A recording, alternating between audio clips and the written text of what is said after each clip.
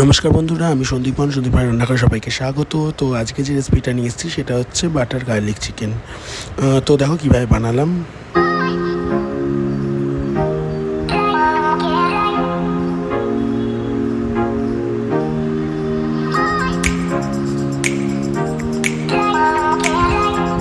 তো প্রথমে আমি চিকেনটাকে এরকম একটা পিস করে নিয়েছি, একটু লম্বা একটু টুকরো মতন পিস করে নিয়েছি, খুব ছোটো পিস করলে ভালো লাগবে না। এরপরে একটুখানি আদা রসুনের পেস্ট, গোলমরিচ গুঁড়ো, একটু বেশি করে গোলমরিচ গুঁড়ো, লবণ, লেবুর রস দিয়ে ভালো করে জিনিসটাকে ম্যারিনেট করে রেখে দিতে হবে কিছুক্ষণের জন্য। বেশ অনেকক্ষণ ম্যারিনেট করে রাখলে বেশ সুন্দর সফট হবে। বেশ মানে একটুখানি ড্রাই টাইপের ম্যারিনেট করে আমি প্রায় ঘন্টাখানিকের জন্য রেখে দিয়েছিলাম। এরপরে আমি কড়াইতে তেল আর একটু বাটার নিয়ে নিয়েছিলাম। এরপরে আমি যে দেখো রসুনটাকে বেশি করে রসুন আমি কুচিয়ে থেতে রেখেছিলাম, সেই থেতাটাও একটুখানি মিশিয়ে দিয়েছিলাম চিকেনের সাথে ম্যারিনেটের সময়। তারপরে হালকা একটু কর্নফ্লাওয়ার দিয়ে জাস্ট একটুখানি কোটিংয়ের জন্য কর্নফ্লাওয়ার দিয়ে আমি চিকেনগুলোকে এরকমভাবে সুন্দর করে মাখিয়ে নিয়ে আমি এবার এক এক করে সুন্দরভাবে একটুখানি ফ্রাই করে নেব। বেশি ফ্রাই করব না, জাস্ট হালকা ফ্রাই করব, যেন একটা হোয়াইট কালারই থাকে, বেশি কালার না হয়।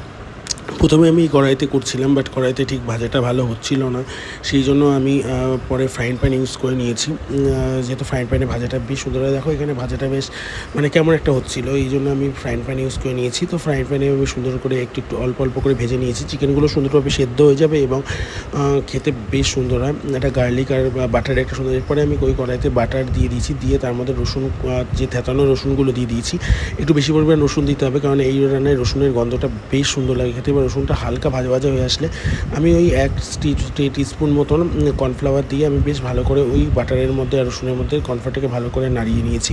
কিছুক্ষণ নাড়ানোর পরে একটা বেশ একটু গাজরা গাজরা টাইপ উঠবে, মানে পেকে গেলে আমি পরিমাণ মতো জল দিয়ে দেবো তার মধ্যে।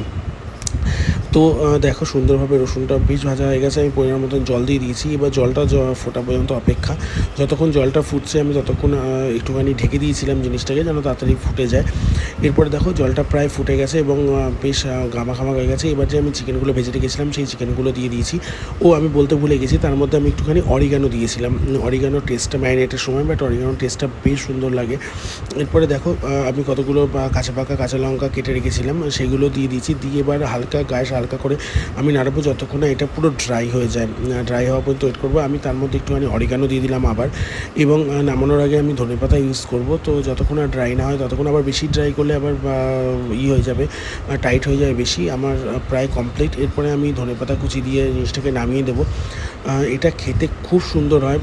এটা যেমন সুন্দর গোলমরিচের ফ্লেভার আসে, তেমনি সুন্দর বাটারের ফ্লেভার আর রসুনের একটা আলাদা ফ্লেভার আসে। খেতে খুব সুন্দর লাগে। এটা স্টার্টার হিসাবে বেশ সুন্দর লাগে। একবার তোমরা বানিয়ে দেখতে পারো, বেশ সুন্দর লাগবে খেতে। যদি বন্ধুরা ভালো লাগে রেসিপিটা, তাহলে লাইক কমেন্ট এবং শেয়ার করে দিও, এবং ফেসবুকে দেখে থাকলে ফলো করে দিও, এবং কেমন লাগলো জানিও। কোনো ভুল ত্রুটি থাকলে তোমরা কমেন্টের মাধ্যমে অবশ্যই জানাতে পারো। তোমরা সাথে থাকলে তাহলে আমি আরও নতুন নতুন রেসিপি নিয়ে আসতে পারবো।